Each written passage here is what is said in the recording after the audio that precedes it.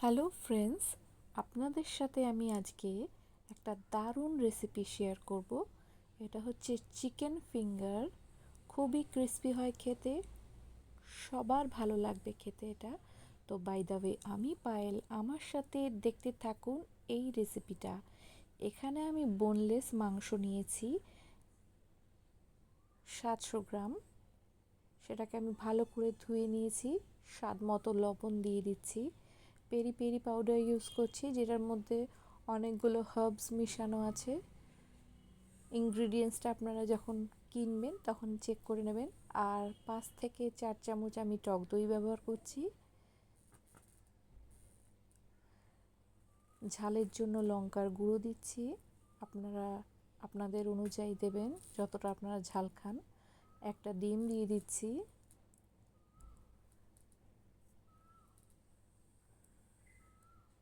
আর একটু চিনি দিয়ে দিচ্ছি।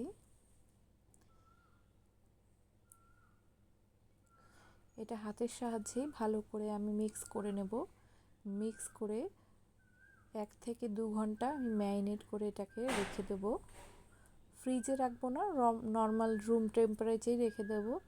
তা একটা প্লেটের মধ্যে পরিমাণ মতো অনেকটা ময়দা, 200 গ্রামের মতো, আর তার মধ্যে লঙ্কার গুঁড়ো, স্বাদ মতো লবণ দিয়ে হাতের সাহায্যেই ভালো করে মিক্স করে নেব আমি।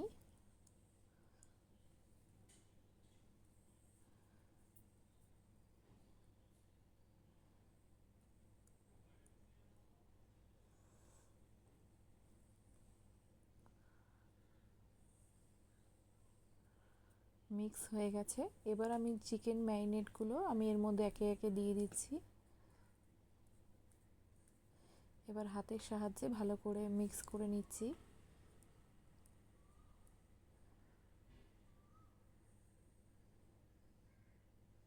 একটা বোলের মধ্যে জল নিয়ে প্রত্যেকটা চিকেন স্ট্রিপ যেগুলো আমি এইমাত্র ব্যাটারে কোট করলাম, ওগুলোকে একবার জলের মধ্যে চুবিয়ে আবার ওই ব্যাটারের মধ্যেই এপিট ওপিট করে মিক্স করে নেব। এরকম পদ্ধতিতে করলে খুবই ক্রিস্পি হয়, আর ভেতরটা চিকেনটা বেশ জুসিও থাকে। আপনারা এরকম করেই করবেন, তাহলে দেখবেন একদম ক্রিস্পি হবে।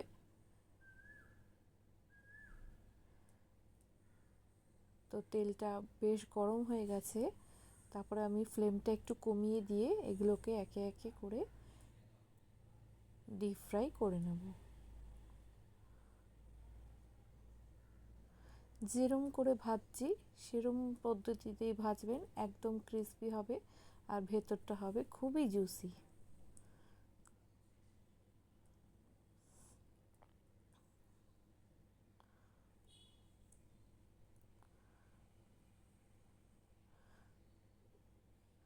দেখুন চিকেনগুলো ভাজা হয়ে গেছে। এবার আমি একটু উল্টে পাল্টে দিচ্ছি।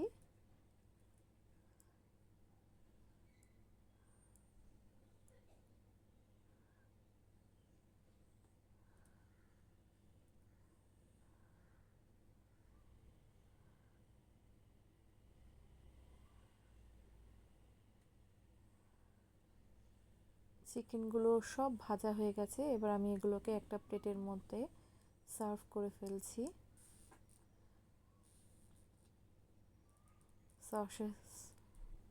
সসের সাথে। তো এই রেসিপিটা যদি আপনাদের ভালো লেগে থাকে অবশ্যই আমার চ্যানেলটাকে সাবস্ক্রাইব করবেন আর কমেন্ট করে জানাতে ভুলবেন না আপনারা এটা বাড়িতে কেমন লেগেছে খেতে। Thank you for watching this video.